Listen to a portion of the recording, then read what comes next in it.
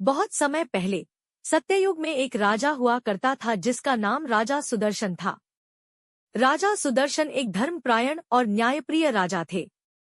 उनका राज्य समृद्ध और खुशहाल था, लेकिन कुछ समय से उनके राज्य पर संकट के बादल मंडराने लगे। राज्य के दुश्मनों ने उनकी सीमाओं पर कब्जा करने की योजना बना ली थी। इस बात से राजा बहुत चिंतित रहने लगे।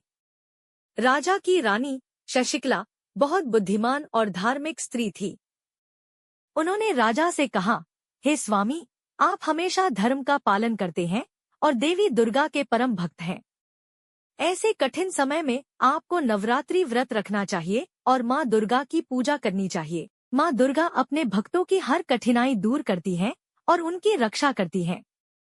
रानी की बात सुनकर राजा सुदर्शन ने नवरात्रि व्रत का संकल्प लिया। नवरात्रि के पहले दिन से ही राजा ने पूरी श्रद्धा के साथ व्रत प्रारंभ किया।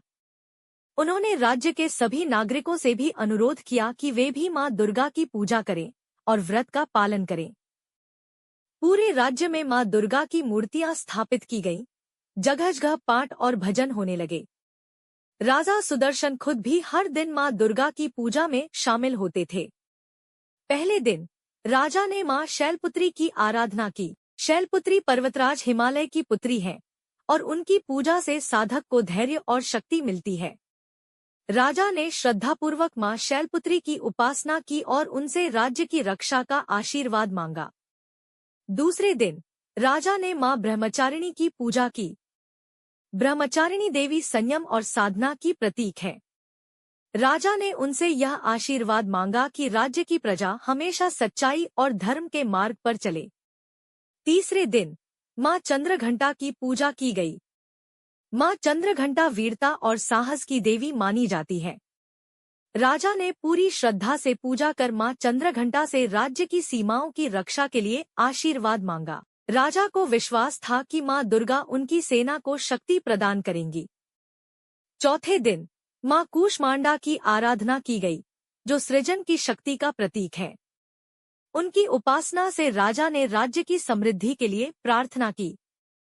इसी प्रकार पांचवें दिन मां स्कंदमाता की पूजा की गई, जो अपने पुत्र की रक्षा करती है। राजा ने प्रार्थना की कि मां दुर्गा उनकी प्रजा और उनके सैनिकों की रक्षा करें। छठे दिन राजा ने मां कात्यायनी की उपासना की।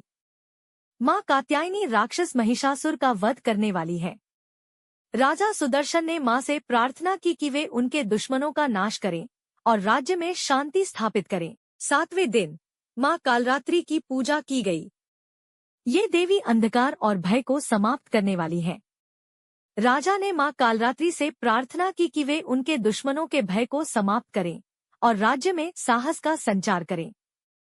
आठवें दिन राजा ने मां महागौरी की पूजा की। उनकी उपासना से पवित्रता और शुद्धता का आशीर्वाद मिलता है। राजा ने मां से राज्य की प्रजा के पवित्र और शांतिपूर्ण जीवन के लिए आशीर्वाद मांगा।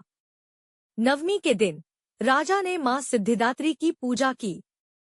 सिद्धिदात्री देवी सभी प्रकार की सिद्धियां प्रदान करती है। राजा ने मां से राज्य की रक्षा के लिए सिद्धियों का आशीर्वाद मांगा और साथ ही यह प्रार्थना की कि मां दुर्गा के आशीर्वाद से उनका राज्य हमेशा सुखी और समृद्ध बना रहे।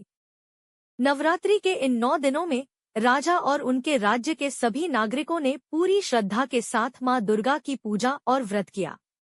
10वें दिन जब राजा सुदर्शन मां दुर्गा की विशेष पूजा कर रहे थे, तभी मां दुर्गा उनके सामने प्रकट हुई। मां ने राजा से कहा, हे राजा, तुमने पूरी श्रद्धा और भक्ति से मेरा व्रत और पूजा की है। मैं तुम्हारी हर मनोकामना पूर्ण करूंगी। राजा सुदर्शन ने मां दुर्गा के चरणों में गिरकर धन्यवाद किया और प्रार्थना की, हे मां, कृपया मेरे राज्य की रक्षा करें और दुश्मनों को पराजित करें। मां दुर्गा ने राजा को आशीर्वाद दिया और कहा, चिंता मत करो, तुम्हारे दुश्मन तुम्हारे राज्य को कोई नुकसान नहीं पहुंचा सकेंगे। मां के आशीर्वाद से राजा सुदर्शन ने युद्ध में अपने दुश्मनों को पराजित किया और उनका राज्य फिर से समृद्ध और सुरक्षित हो गया। राज्य की प्रजा मां दुर्गा के आशीर्वाद से बहुत प्रसन्न थी और हर साल नवरात्रि व्रत का पालन करने लगी। इस कथा का यही संदेश है कि मां दुर्गा की पूजा और नवरात्रि व्रत रखने से जीवन में हर कठिनाई दूर होती है और माँ दुर्गा अपने भक्तों की हर विपत्ति से रक्षा करती हैं। जो भी नवरात्रि व्रत का पालन करता है और माँ दुर्गा की भक्ति करता है, उसे जीवन में सुख, शांति और समृद्धि प्राप्त होती है। यह कथा आपको पसंद आई तो वीडियो को लाइक करें और चैनल को सब्सक्राइब करें और बेल आइकन को जरूर दबाएं, जिससे नई वीडियो का नोटिफिकेशन आपको सबसे पहले मिले। धन्यवाद।